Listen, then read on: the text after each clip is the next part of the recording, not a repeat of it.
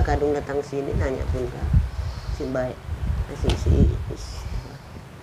Ya mungkin ya ada benarnya juga ya, mungkin yang disebutkan nenek tadi nih ya, nenek Lia tadi nih ya, Aden. Jadi Mbak Elo kayak mana, menerima nggak kata-kata nenek? Ibaratnya kalau mendoakan untuk Mbak Yu, nenek sendiri menolak dengan alasan itu, ya. Mbak Elo terima nggak? Itu sih menurut saya ada benarnya begitu ya, begitu Mas Den. Selanjutnya Mbak Elo ada yang mau ditanya lagi sama nenek? Ya mungkin saya rasa sudah cukup ya penjelasan dari nenek itu, dan karena di sini saya ingin tahu bukti bahwasanya apa sebab nenek Lia ini tidak mau mendoakan gitu. Mbak Elo nggak pengen tanya di mana keberadaan Mbak Yu? Oh, begini Nek, boleh saya tanya sedikit Nek? Boleh. Ya kira-kira keberadaan Mbak Yu gini, Mbak Yu itu Nek, kira-kira gimana itu Nek? Ataupun kondisinya Nek, bisa Nenek jelaskan sedikit? Dia itu mana ada di dalam gua, di dalam apa enggak? Rumahnya aja kecil. Dia berbaring gini. Kecil dari ini. Gelap lagi, gelap. Seperti tawanan gitu. Aku nggak bohong lah. Ambil Quran ini saya ada air sembahyang. Ngapain bohong? Apa untungnya? Tetap pakai kain dia. Tapi bajunya blus. Seperti ditawan gitu, disandra gitu. Enggak lah, Jadi? eceknya ini kamar kecil. Iya. Dia tidak ada kawan sendiri di situ. Berbaring. Macam berpikir gitu. Nah itu nggak ada yang bisa menolong gitu Nek? Ataupun Saya lihat nggak ada orang. nggak ada orang? Ataupun orang yang memiliki kesaktian untuk membebaskan begitu Nek? Enggak ada, enggak ada. Nggak ada itu Nek? Enggak. Enggak ada yang saya lihat, saya nggak mau bohong-bohong. Nggak ada guna. Nolong dia pun, biarpun dapat saya 1 triliun. Bagi saya nggak suka. Nggak. Karena perbuatan itu tadi Nek ya? Iyalah, bapak mau disiksa, dikubur nanti. Mempertanggungjawabkan. Dia nikah, bapak tolong-tolong. Sedangkan tahu bapak ular itu kan nggak punya kaki, nggak punya tangan. Dari mana dinikahnya? Bicara pun tidak bisa, namanya ular loh. Katanya menjelma jadi jin. Sedangkan jin tidak berkawan sama ular. Ya Allah, sesat sekali lah agama ini dalam gua. Itu aku bilang.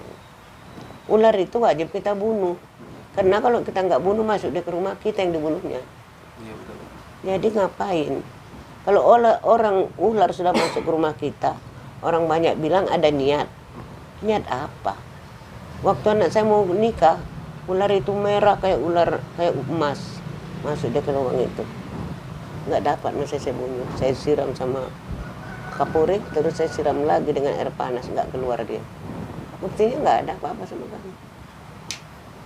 Nggak dapat, dia mungkin bersarang di dalam. Nah, jadi kalau saya nggak masuk di akal. Tapi kalau bapak tadi mau itu di Batu Hitam, kalau menyantren saya antar, mau jam 2 malam. Setelah bapak udah dekat di situ, bapak berdoa, saya pindah rumah nenek itu. Ada juga nenek 1 orang situ. Berani dia kok di rumah itu cari daun ubinya makan. Puluhan tahun, ratusan tahun dari situ, udah tua kayak saya. Tapi dia nggak ada takutnya. Ya itu. Jadi saya bilang, boleh kita cari rezeki, tapi jangan itu, yang lain aja. Satu, kalau memang bapak memang bisa dikasih tahu, ngapain ke hutan? Nanti dapat ular yang jahat gigitnya. Habis nyawa kita ada anak, ada rumah tangga. Carilah siang pun bisa. Apa sih nggak bisa siang? Nggak usah ke hutan-hutan lah. Macam itu kuburan yang dekat Ciroki. Nggak tahu identitasnya, namanya pun nggak tahu. Kok di situ ada pula lagi ditaruh batu, saya lihat di apa ya, kayak di semen gitu. Kalau nggak tahu namanya, macam mana mau minta sama dia? Masuklah ke rumah ini nggak tahu nama saya, nggak boleh kan? Itu kuburan nggak tahu namanya. Nah, satu lagi Nek, Iya. Mbak Yu itu bersekutu atau memiliki pendamping ular. Kabarnya nih dari spiritual yang lain, dari dari guru-guru yang lain, ada yang bilang beliau ular tersebut masih ada hubungannya dengan Nyi Roro Kidul Nek. Nyi Blorong ya, Nyi Blorong atau Nyi Roro Kidul? Saya nggak tahu kalau berupa Gunung Kidul, Berorong. nggak ini saya nggak mengikuti. Karena itu jalan sesat untuk apa? Pelajarin dari alif sampai ke 30 huruf itu saya pelajari. Kalau memang ingin rezeki saya kasih. Ya, kulhuwallahnya 41.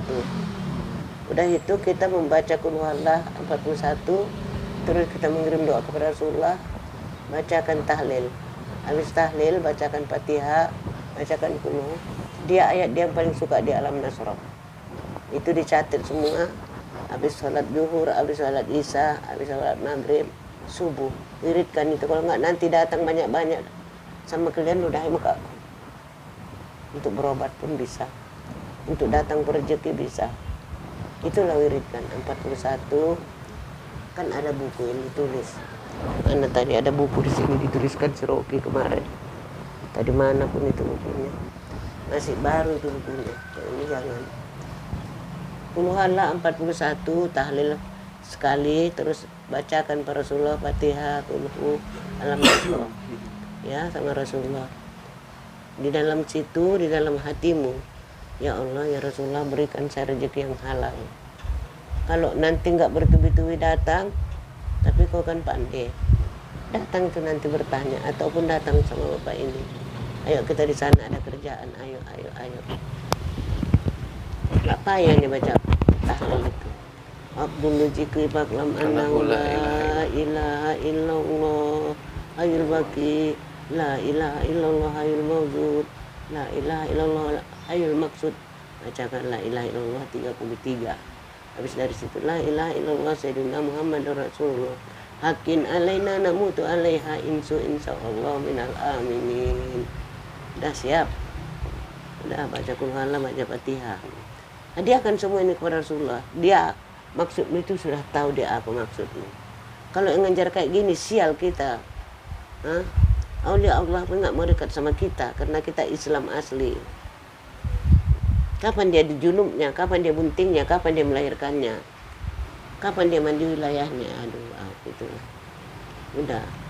Kalau yang niat orang Mbak Yu nggak usah dia bawa orang ke sini lah, aku nggak suka. Aku di seginya udah tarikat, udah dalam, aku nggak mau. Iya betul. Jadi Nek, ini ya Nek ya, dari dulu kita mengenal ya ada ular seperti Ratu Blorong, Ratu Kidul. Pokoknya banyak dari cerita-cerita itu mereka itu sesosok makhluk gaib yang berbentuk ular. Banyak juga yang menghormati, bahkan memberikan suatu sesajen-sesajen. Itu orangnya syirik. Itu orangnya syirik. Sesajen ya, itu kan syirik. Walaupun Ngapain? keinginan mereka terpenuhi, Nek, kadang bisa saja. Itu mencari kekayaan, apakah memang sudah ada istiadat dia? Ada juga ada istiadat harus pakai sajen. Tapi karena dunia sekarang tidak ada lagi tuh. Itu namanya syirik. Syirik ya, Nek. Karena dia sudah meninggal. Bukan itu yang dipentingkan. Baca dia sama dia apa yang kau mau. Makanya pun kita sendiri kan, Nek, sering melihat memang antara tradisi adat istiadat itu bertolak belakang dengan agama ilmu-ilmu Islam seperti itu, Nek. Lebih Jadi bagus sedekahin aja. Iya, Nek. Dengan Jadi ayat kalau itu. sosok makhluk ular, Nek, itu kan banyak, Nek. Apakah mereka semua kafir, Nek? Istilahnya tidak mengakui Tuhan gitu, Nek. Itu kan udah dibilang Rabbana Rabbakum. Dia kita adalah kita. Ya kepercayaannya kayak gitu biarin, asal kita jangan. Sekali kau bacakan syahadat kepada badanmu, kau cuci setiap hari. Itu sudah ayat semua itu loh di badanmu. Bikin di dalam air doakan satu gayung gini. Allahumma sholli, tapi kau ambil air dulu lah. Allahumma sholli ala sayyidina Muhammad wa ala ali sayyidina Muhammad.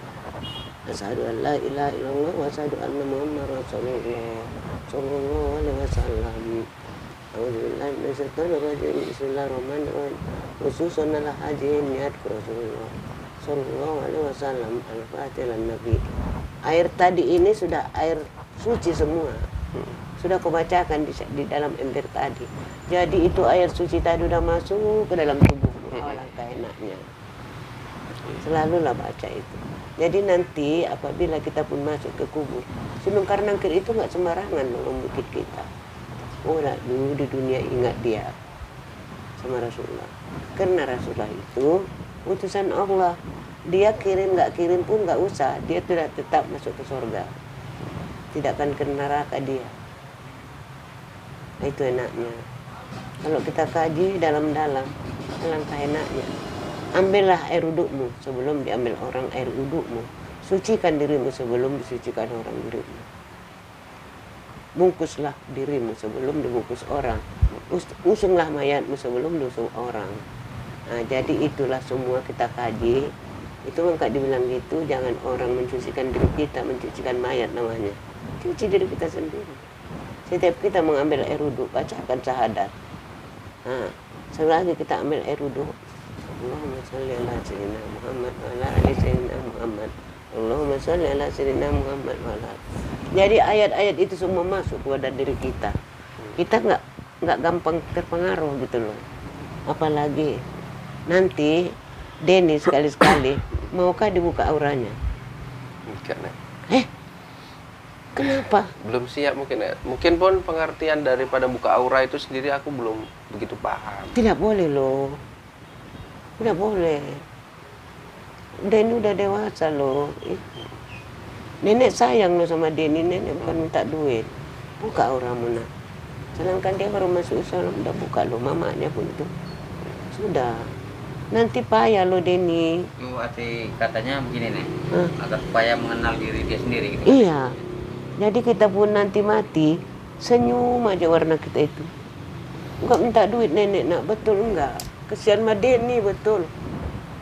Bukan benci, bukan kesian. Mungkin keluarga kurang sayang sama Denny. Nenek sayang kok. Bukan sayang untuk apa tidak. Ini kurang di apa Pak? Kurang diperhatikan. Padahal rezeki dia bagus. Saya bukan mau minta rumah saya pun ada di Pekanbaru 2 utang-utangnya. Bukan. Saya sendiri pun dari kecil mama saya udah meninggal 3 bulan umur saya. Terus saya dikasih sama om saya. Dia agamanya itulah Akpen itu. Bininya orang Manado. Umur 16 saya baru dimasukkan Islam balik. Abang saya ada 3 di Jakarta. Jadi kalau saya gitu nih bisa dibuka auranya gitu. Bisa Pak, karena Bapak kan orang Islam. Bisa. Saya sayang sama Denny kok, betul. Kasih tahu Rocky, macam mana nenek sayangnya dengan kalian.